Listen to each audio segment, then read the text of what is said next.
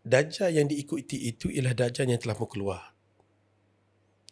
Dajjal itu ialah Dajjal the last Dajjal, Dajjal yang ke-30. Dajjal ke-30. Ya, Dajjal ni ada 30 semua.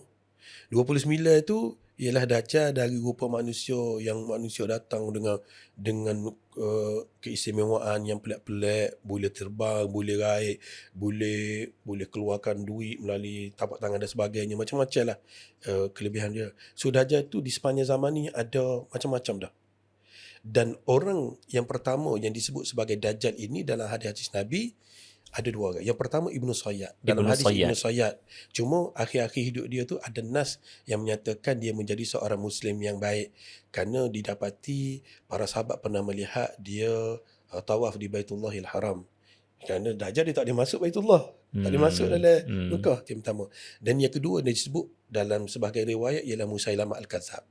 Ini memang disebut oleh Nabi SAW sebagai Dajjal Hadhil Ummah. Nabi cak sebagai Dajjal.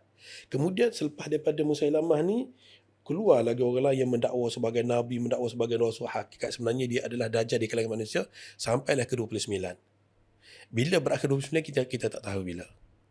Kemudian yang terakhir ini disebut sebagai Al-Masihud Dajjal ini ialah the last Dajjal yang paling besar. Dia hanya keluar selama 40 hari sahaja.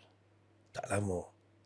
Walaupun dia ada dah zaman Nabi, dalam hadis Tamim Ad-Dari itu, tapi dia keluar hanya 40 hari sahaja. 3 hari pertama sahaja yang dikatakan sebagai satu hari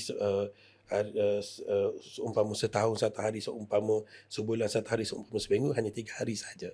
Kemudian hari keempat seterusnya balik seperti biasa selama 40 hari.